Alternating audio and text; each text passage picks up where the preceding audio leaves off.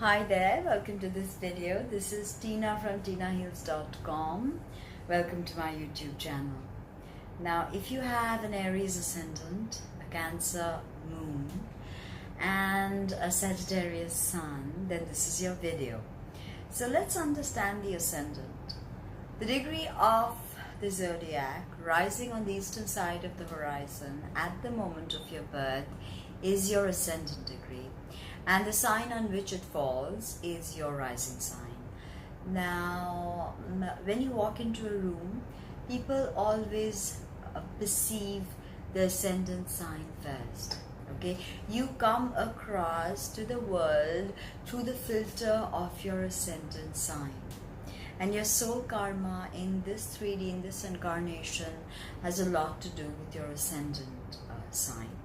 Okay, this is the focus point, because ascendant is the first touch point that the soul makes with reality. Now, having an Aries ascendant, you probably have a purposeful stride. You have an edgy, restless look in your eyes. Temperamental and kind of impatience is a part of the vibe.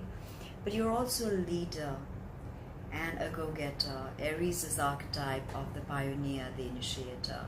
You're not afraid to make eye contact, you stare people down, you're intimidating with the piercing look in your eyes. Sometimes you can have a harsh look in them, devoid of compassion, if you're not careful, because Aries does not have much to do with compassion. Now, so the ascendant is the first touch that the soul makes, touches base with 3D. It's also your physical appearance. It's how the world perceives you. It's a sum total of who you are. Now, Aries rules the head. So having an Aries ascendant means the head is a big part of your identity. And that means if you have any problems with your Mars being your ascendant ruler in traditional astrology, then you can have issues with this part, headaches or ear infections, eye power in your eyes, so glasses, can even be sensitivity to teeth, gums, right? You can even have acne, persistent acne in your skin. Hair can be fragile with hard aspects to Mars. Hair can be fragile, and even if you don't wear glasses, you like shades because you like to highlight this part.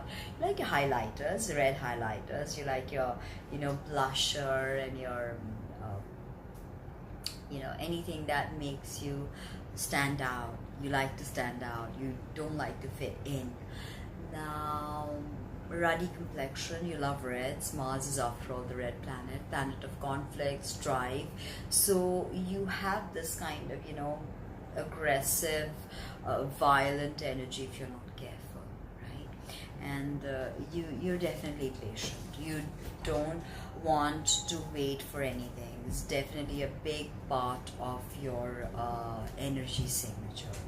And this can result in numerous things, like you can develop a certain type of anxiety, nervousness, if you don't know what to do with this energy. You have tremendous amounts of energy. Aries is cardinal fire, tremendous amounts of energy.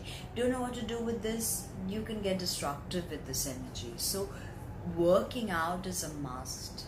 Okay, working out or doing any activity that truly makes you happy. With the Sagittarius sun, it'll probably be hiking, traveling, but continue doing whatever that makes you happy, that incorporates physical exercise. To empower Mars, you need to give it physical activity, all right?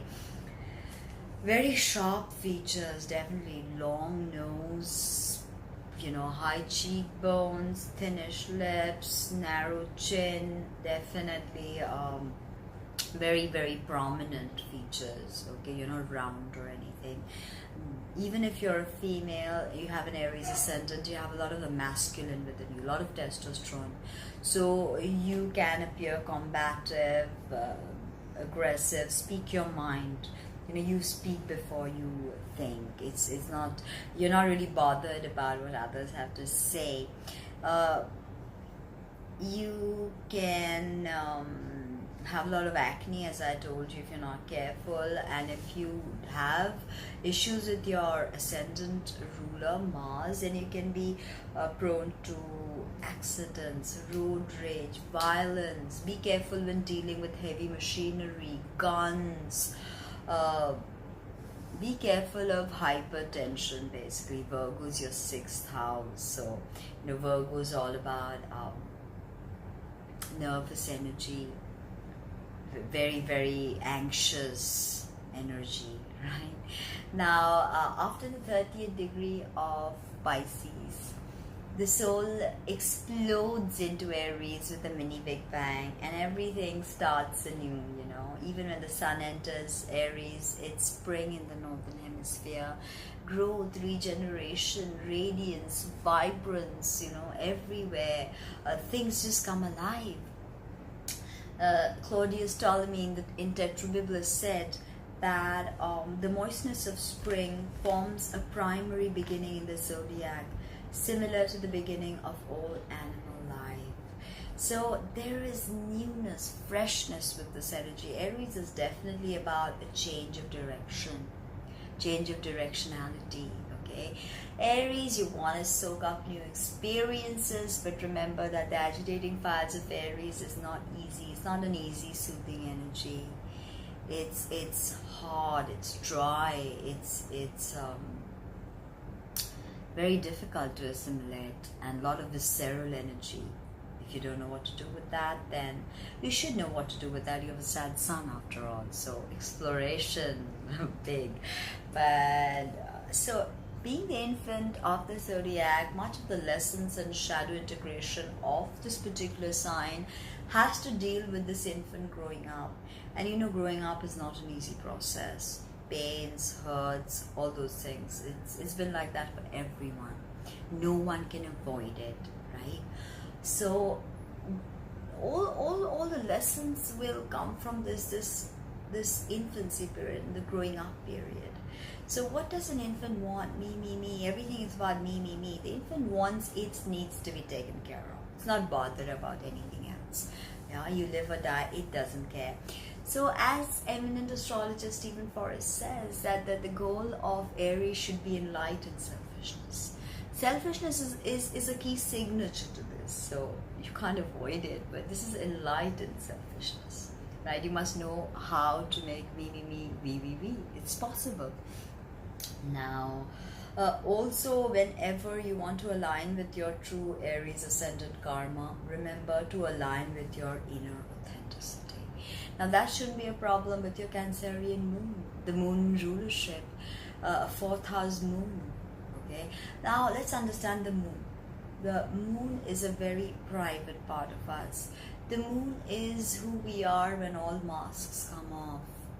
Okay, it's how we connect, how we emote, how we feel emotions, how we nurture, how we were nurtured, our childhood, our mother, our everyday habit patterns, our intuitive awareness, our psychic capabilities. All this is the moon, or the feminine, the yin component, right?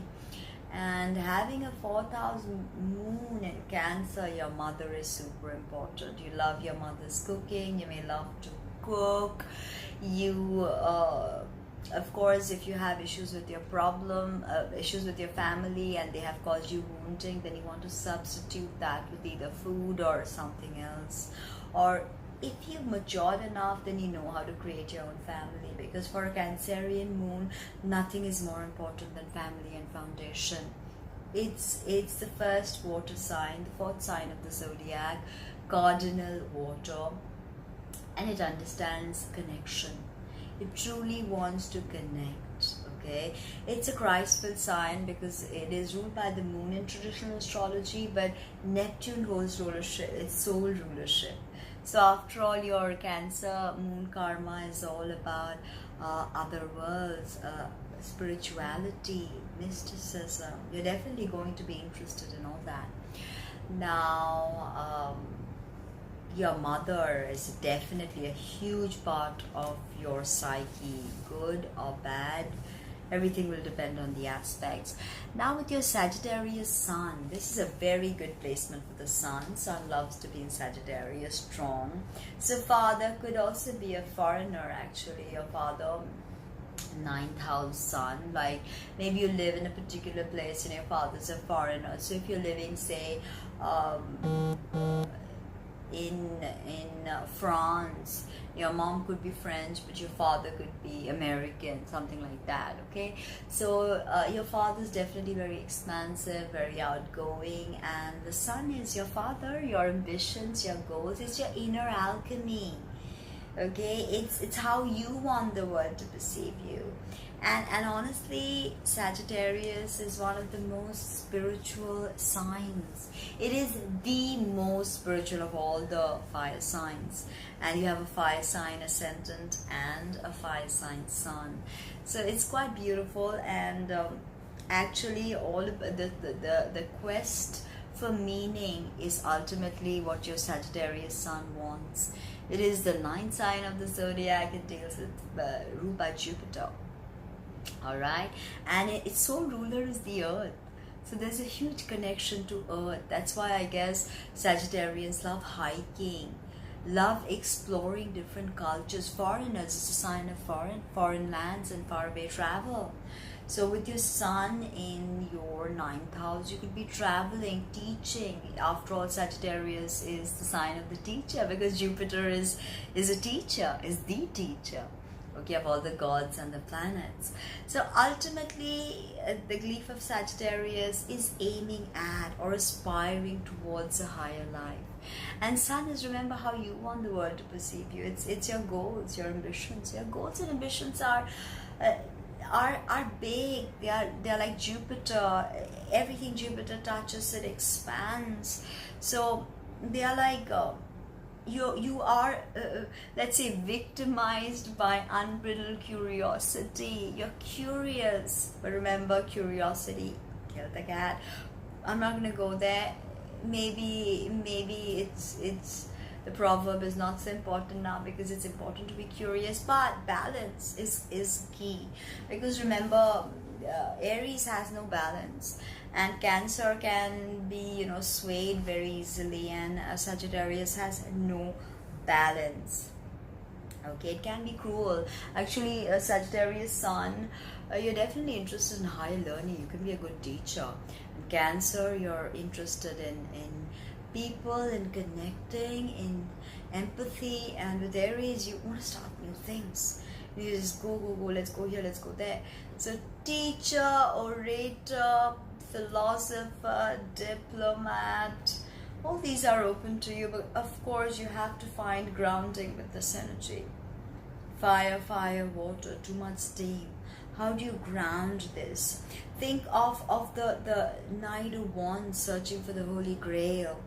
That's what your Sagittarius Sun wants. But your Aries ascendant is, let's go here for the game, let's go there, let's go there, let's go there. And your Cancer Moon wants to just connect. The Holy Grail is actually like the Philosopher's Stone. It's symbolic. It's inner alchemy. So I hope you like that video as much as I like making it for you. Like, comment, subscribe, share, and let me know what you think. Visit my website www.tinahills.com.